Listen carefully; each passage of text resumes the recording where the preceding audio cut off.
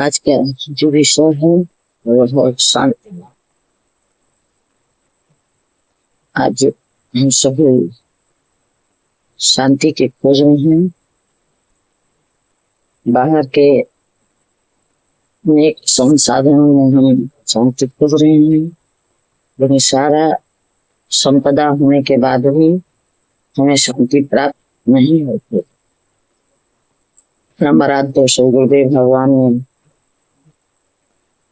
विश्व के अद्वितीय सतग्रंथ स्वर वेद में कहा, शांति समुद्र अपार है, अमित अनंत है शांत, सो स्वरूप पर शांति है, सर्व शांतिमय शांत।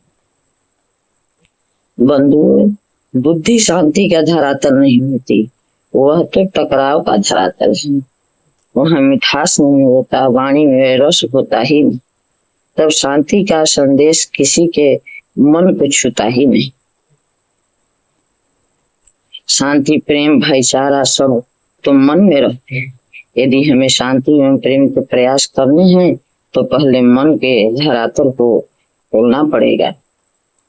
यह भी समझना पड़ेगा कि मन क्यों अशांत होता है। अनेक कारण होंगे, इन सबकी श्रेणीबद्ध करना पड़ेगा। मन और बुद्धि पर पड़े आवरणों के बीच से यथार्थ को जानने का प्रयास करना पड़ेगा। मन चंचल है, इंद्रियां का राजा है। हर इंद्रिय के अपने विषय होते हैं। भौतिक सुखों के लिए अर्थ प्रधान जीवन ने मनुष्य को धन से ही छोटा छोटा कर दिया। व्यक्ति शरीर जीवी बन गया है, जैविक संतान बन गया है।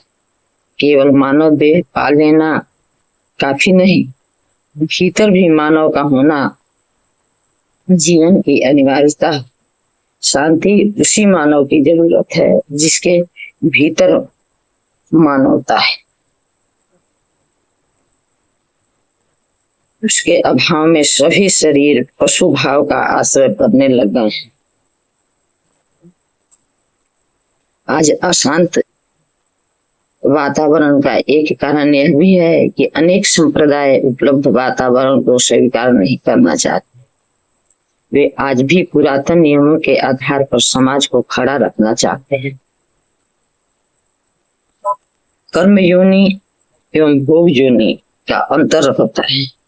आज शिक्षा में और हर देश की जीवन शैली में भौतिकवाद प्रमुख हो गया है तथा मानवीय दृष्टिकोण पीछे छूटता जा रहा है। वहाँ मन की विकलता बढ़ रही है। अर्थ युग का जीवन कामना प्रधान हो गया है। अर्थ युग का जीवन कामना प्रधान हो गया है। धर्म का अंकुश हट गया है। मर्यादाहीन जीवन ही मानव की पशु श्रेणी में ले जाता है। जीवन शैली तथा समय के अनुरूप मर्यादा व्यक्ति को संयम पद पर बनाए रखती है। उसी का एक अंग है दूसरों का ध्यान रखना, उनका आदर करना, उनकी सहायता करना। जो आपकी अपने लिए सही लगे वही व्यवहार दूसरों के साथ भी करना चाहिए। जहाँ इस तरह का वातावरण है, मानवता का प्रधान संस्कृति है, वहाँ आज भी शांति है। हमारे सदगुरु ने वंदना में शांति पाठ में कहे, विश्व शांति नाम मंगल परम गुरु को ध्याइए। शांति केवल अपने लिए नहीं, शांति केवल हमारे लिए नहीं, शांति तो हमारे सदगुरु ने विश्व के लिए मांगा। पूरे विश्व के लिए, हर एक प्राणी के लिए शांति मांगा है। शांति मूल रूप में तृप्ति का विषय है। तृप्ति कामनाओं की पूर्ति से भी जुड़ी है। जीवन के यथार्थ में कामना का स्वरूप समझ में आ जाने के बाद ही कामनाओं में ठहराव आने लगता है। उसमें ज्ञान, ज्ञाता, ज्ञेय तीनों की भूमिका स्पष्ट रहती है। बिना तृप्ति के तृष्णा, ईर्ष्या, लोभ जैसी वृत्तियां घेरे रहती है। बंधुओं, वैसे शांति का विषय तर्क वितर्क से अधिक आत्मसात करने का है। ध्यान करने का है। स्वाध्याय में उन कारणों पर चिंतन करने का है जो शांति में बाधक दिखाई देते हैं, उन्हें समझना, उनका निवारण किया जाना चाहिए। इसके लिए बाहर तथा भीतर दोनों तरफ साथ साथ काम होना चाहिए। किसी भी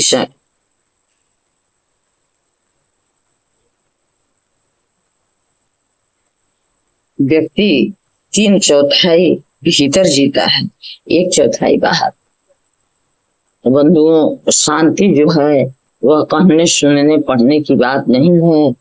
हमें जिस शांति की तलाश है वह शांति हमें तभी प्राप्त होगा जब हम किसी ब्रह्मनिष्ठ गुरु के शरण में जाकर योग अभ्यास साधन करें। क्योंकि मन शांत है तो सब शांत है। मन की शांति तभी प्राप्त होगी जब हमें मन शांत करने की कला प्राप्त होगा। यह सब जो है वह आज वर्तमान में मन की जो कला है, मन की युक्ति है, मन का ठहराव है, मन का जो उत्पत्ति है, मन का जो लय है, इस सबका चर्चा, सबका जो विषय है वो सदगुरु बताते हैं।